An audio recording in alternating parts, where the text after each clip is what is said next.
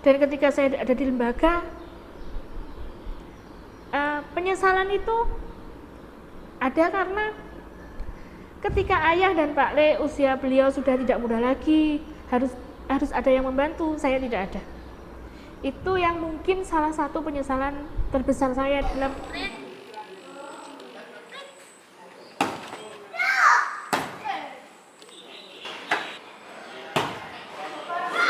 tapi hari ini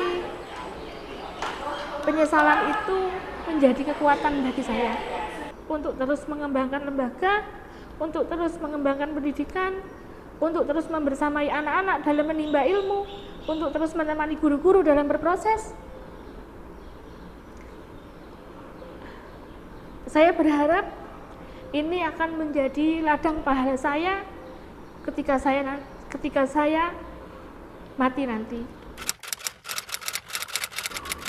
Yang pertama, saya dengan suami itu sudah berkesepakatan bahwa kita tidak akan menjual aset seperti itu. Sebenarnya kalau saya pertama kali yang saya pikirkan adalah menjual aset karena saya menyelamatkan nama baik kami berdua. Tetapi di sisi lain suami saya tidak mau. Nah, akhirnya yang pertama dari usaha bakery saya. Dari usaha bakery sebenarnya tidak cepat Pak, karena waktu 2 tahun itu yang kami selesaikan untuk menyelesaikan itu. Terus yang kedua, saya juga dibantu oleh Pak Le waktu itu. Waktu beliau masih ada, saya dibantu untuk menyelesaikan. Cuman memang tanggungan itu sebenarnya tidak terlalu banyak sekali, tapi karena kami waktu itu sama-sama tidak punya penghasilan, jadi saya dan suami tidak punya penghasilan, akhirnya menjadi sesuatu yang sulit buat kami seperti itu. Untuk usaha saya itu saya sebenarnya mulai tahun 2018. Jadi ketika saya masih bekerja di perbankan, saya sudah membuat brand. Jadi saya mulai belajar bikin kue itu akhir tahun 2017. Akhirnya 2018 itu saya bikin brand. Cuman saya bikin saja karena waktu itu masih kerja. Jadi pikir saya waktu itu mumpung saya masih santai, akhirnya saya bikin brand. Terus dan akhirnya 2019 Februari itu baru saya mulai untuk fokus ke usaha. Yang pertama karena saya tidak punya toko, terus tidak punya ini, akhirnya saya awalnya jual online. Kalau untuk usaha kuliner itu saya di bidang kue-kue. Jadi ada kue kering, kalau kue kering lebaran, untuk kue kering lebaran saya masih bermain di kue kering premium. Terus untuk yang kedua yaitu kue-kue basah dan roti. Seperti itu Pak. Jadi kalau untuk kue basah biasanya untuk hajatan, roti juga sama. Saya mulai merambah ke decoration cake. Decoration cake itu seperti kue tar, terus cupcake seperti itu. Sampai sekarang masih jalan. Cuman untuk yang lebih jalannya itu di roti, karena kan saya nyambi di sekolahan, jadi saya nggak mungkin full fokus dia. Tapi ada yang bantuin seperti itu. Jadi kalau roti itu kan bisa dihandle oleh orang lain Pak. Kalau untuk decoration cake sudah tidak bisa. Decoration cake dan cake itu harus dihandle oleh saya sendiri. Kalau yang tetap itu satu, kalau yang lainnya tambahan. Biasanya tambahnya 2-3.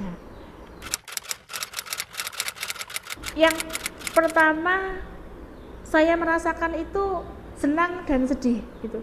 Senangnya saya bebas dari tekanan pekerjaan yang berat.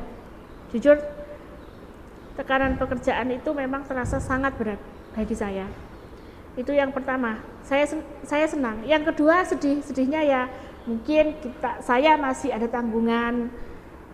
Akhirnya kan kami juga tidak bisa menyelesaikan tanggungan itu secara cepat seperti itu. Tapi yang paling menguatkan saya adalah yang pertama rasa lega karena sudah tidak ada tekanan pekerjaan. Terus juga saya sudah mulai merasa apa ya, waktu itu saya sudah mulai kepikiran di lembaga kan Pak. Jadi kayak apa, sudah merasa ya sudah bisa lepas seperti itu, sudah bisa lepas dari dunia perbankan yang kita tahu mungkin sangat menggiurkan ya, dengan inilah seperti itu. Saya leganya itu di situ, sudah benar-benar lega di situ. Kalau saya yang pertama yang fokus itu memang di lembaga Pak, di lembaga. Terus yang kedua di usaha Bageri, di usaha saya. Terus yang ketiga saya juga mulai aktif kembali di organisasi seperti itu. Saya dulu di waktu ketika kuliah saya aktif di organisasi seperti itu. Saya mantan aktivis, akhirnya sekarang kembali lagi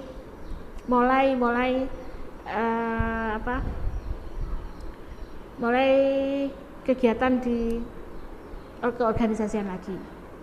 Itu kesibukan saya hari ini. Hal terburuk yang menurut saya ketika saya jatuh ya, ketika saya tidak bisa membayar tanggungan, itu yang benar-benar terpuruk sekali. Saya ada kartu kredit, suami ada kartu kredit. Jadi ketika itu kami dikejar-kejar oleh debt kolektornya, ditelepon, diteror dan lain sebagainya, sampai orang tua saya juga diteror.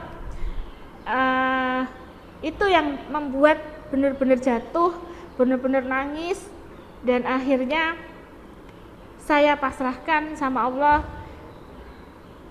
Ketika saya nggak bisa apa-apa gitu, saya hanya bisa doa. Dulu memang saya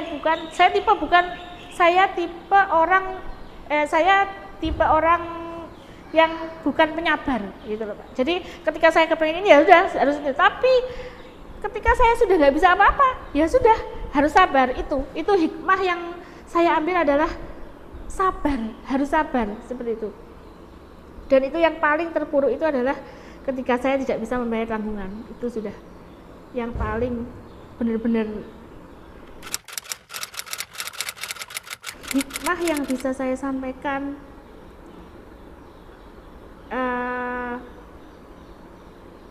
Kalau saya percaya takdir Allah itu pasti yang terbaik untuk kita. Tinggal kita menjalani dan mensyukuri. Ketika saya memutuskan keluar dari perbankan,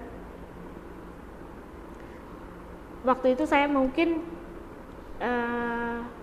meyakini bahwa jalan ini sudah jalan dari Allah Subhanahu wa taala. Seperti itu. Jadi menurut saya takdir Allah itu ya yang terbaik. Yang penting kita yakin bahwa dengan ketetapan Allah. Itu saja kalau saya, Pak. Harapan saya ke depan, ini harapan untuk saya sendiri. Oh ya, okay. Harapan saya pastinya saya berharap Yayasan Pendidikan Islam Abbasiyah bangkit dan terus berkembang menjadi lembaga yang bermanfaat untuk umat. Itu salah satu harapan saya yang paling terbesar. Dan saya berharap semoga ini menjadi ladang pahala saya untuk istilah Jawanya itu untuk sangu saya kelak di akhirat nanti, seperti itu. Dan satu hal yang selalu saya sadari sampai hari ini adalah ketika kita punya harta, kita punya kuasa, tetapi kita tidak pernah bermanfaat untuk orang lain, rasanya hidup itu hampa, rasanya hidup itu kosong. Tetapi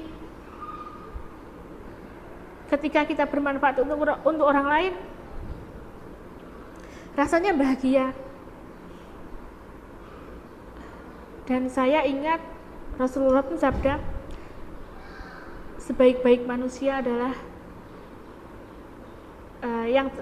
yang bisa memberikan manfaat untuk orang lain.